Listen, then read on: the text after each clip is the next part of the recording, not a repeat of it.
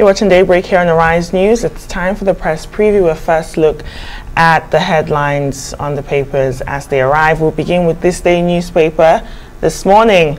Leading with convention, microzoning tearing the ruling APC apart amid leadership crisis. Some riders to that story. Tinubu at loggerheads with Osinbajo, fire me, over choice of Omisore as national secretary. Omo Agege wants national publicity secretary in Delta State. We are not aware of ruling party's leadership change, says INEC.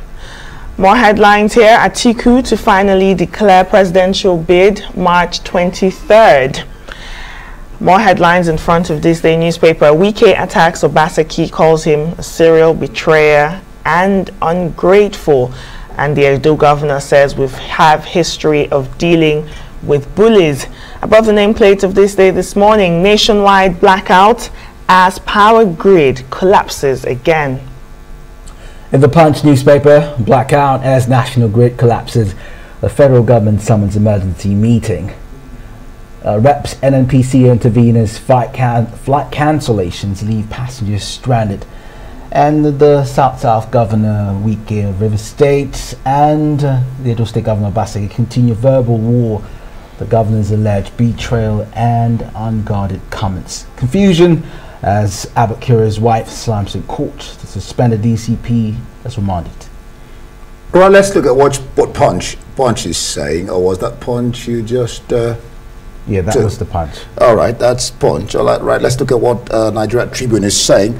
Aviation crisis, NNPC intervenes.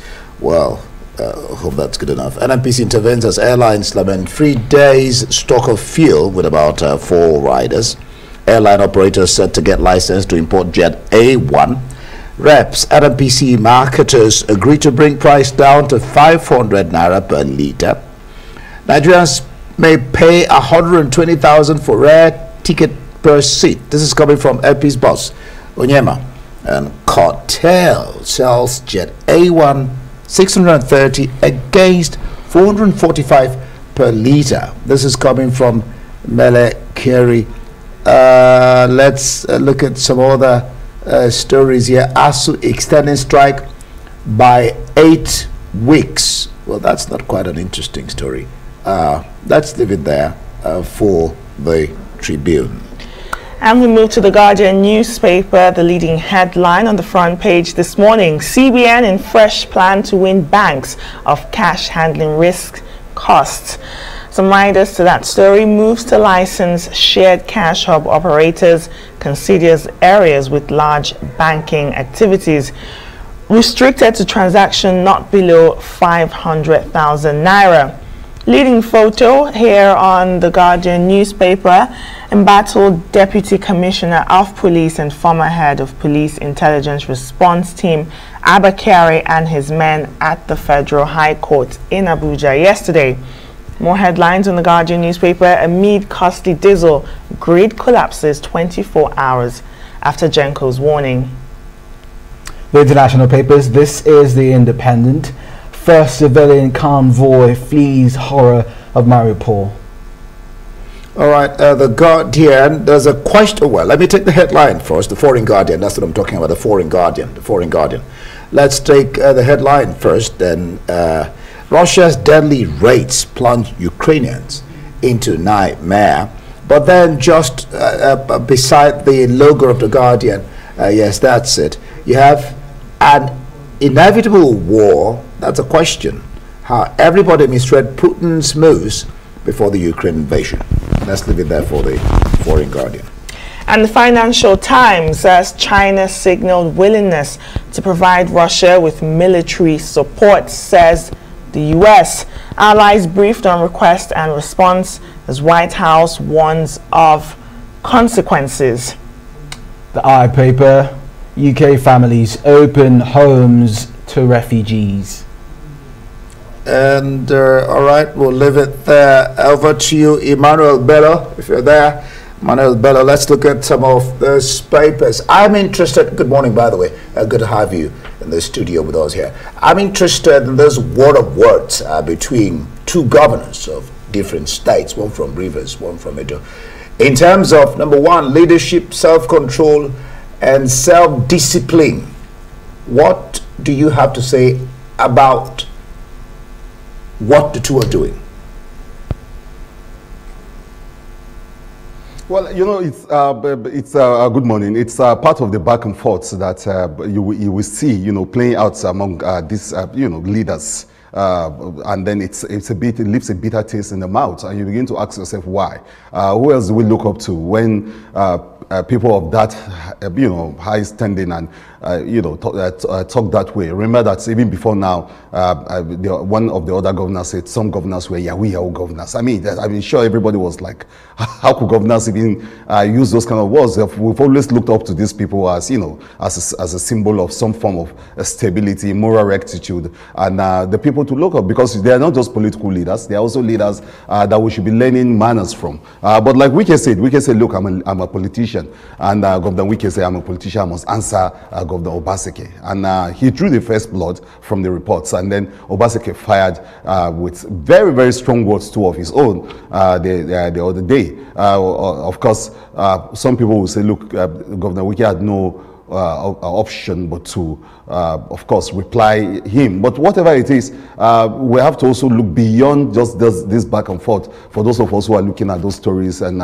analyzing them, you will see something bigger than what the two are just fighting about. You understand that this has to do with the crisis of leadership, first within the party, and of course the ambition of certain players within stakeholders within the party. So this is just the smoke. The real fire is somewhere, and that's what we need to get behind beyond the back and forth. But I agree with you. It leaves a bitter taste. It's funny watching two grown-ups going out at it the way they're doing.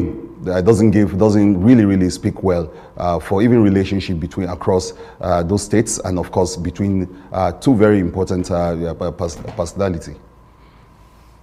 Emmanuel, now let's talk about the national blackout happening in the country as the power grid collapses yet again. It always collapses at least 3-4 times every year, and there's the blame game going about between the players in the sector.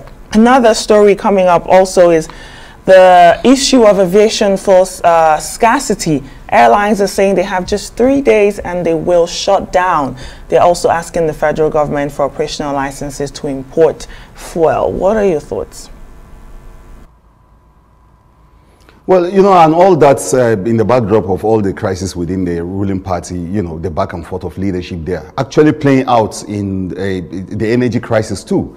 And we're seeing more of that almost every day, and it's scary with the AP's owner saying that, look, people might be paying up to 120,000 naira just to get a seat in a flight, not to talk about even the total shutdown that it's promising. And then, of course, the blackouts. This one affects every one of us. I'm sure we're all, you know, we have all lived with this crisis, to the point that I think to have light now seems to be actually the aberration, and not to have. Someone was pointing the other day that with all the crises going around the world, you know, people still have light, I mean those war-torn countries. But here, you're having those, you are right, Nkechi, the blame game keeps going on, you know. The minister even came out the other day and said it was the water levels. So it's a crisis that we find ourselves in, almost like, you know, it's a serious cycle of crisis. During the dry season, they say there's no water. At the rainy season, with just the very first sign of rain, the light is gone too. So you begin to wonder what are the engineering or the mechanics behind it. But now, you have the serious crisis of the Gencos complaining that, look, they don't even have enough, or they've been owed money and they cannot generate the kind of electricity they should generate. And of course, there's the transmission end of the problem. I used to be very close to the process myself as a person, and I saw, you know, firsthand some of the crises around what we'll call the forces of darkness. The reason why we'll always continue to be in this serious problem, because there are people reaping from the darkness, the huge, big, you know, owners of generator companies and all of that, so who want us to be buying more of those things. So no matter how you look at it, it's a problem, you know, prompting this president to actually campaign on it. President Buhari one time when he say 16 billion went down the drain, where is the power? 7 years into his own administration, we probably can stay asking the same question, where's the power? But you know, we've tried everything. The sector has been deregulated. And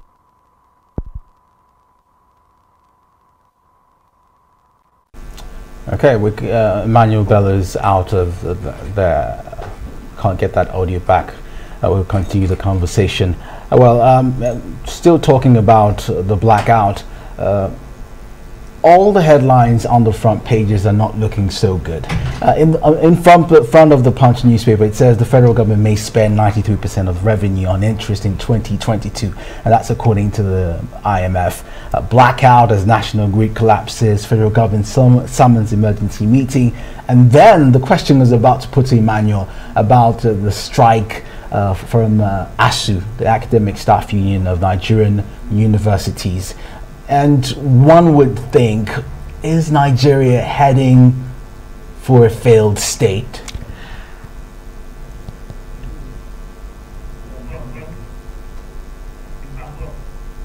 Emmanuel, can you hear us? Oh yes, I can hear you. I'm just getting back on. Very well, Emmanuel. I'm just saying, one of the headlines in the Punch newspaper is about the ASUU strike.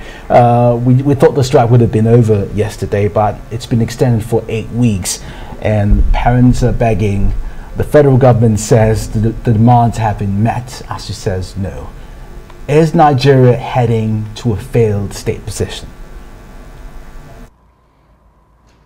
Yeah, I think all the indices that points to maybe we're not there yet, but we're on the journey to being a failed state. There are people that are not as optimistic as you and I here asking the question. They think we have already failed, and like you say, all the papers today talking about the national blackout and the crisis of lack of light, and of course the ASUU crisis. Almost everything, like you say, today is just a bad outlook, and and it's a reflection of all that is wrong with the nation. ASUU extending those strikes for 2 months. It's so harrowing. The ASUU president saying yesterday, I listened to him saying that, look, he's affected too. He has got 4 kids in those universities and they are home with him. So everybody is bearing the brunt and the crisis of these decisions or indecision, like one paper put it, the dribbling of ASUU by the federal government. It's a crisis of one that, you know, at the heart of it is the problem of leadership. And the ASUU president said that, look, if we can rush and bring back students from Ukraine the way we did, voted out money, why is it difficult to meet their demands for those schools that are here, the universities that are here, and that most people go to, their children go to these universities. But there are people who say that most of the people who take these decisions don't really care because their kids don't go to these schools, so they don't feel the pinch. So that's the back and forth, and you're right, it's pointing to the fact that there's a serious failure of leadership. All right, we'll leave it there. Thank you so much, Emmanuel Bella, on the press preview.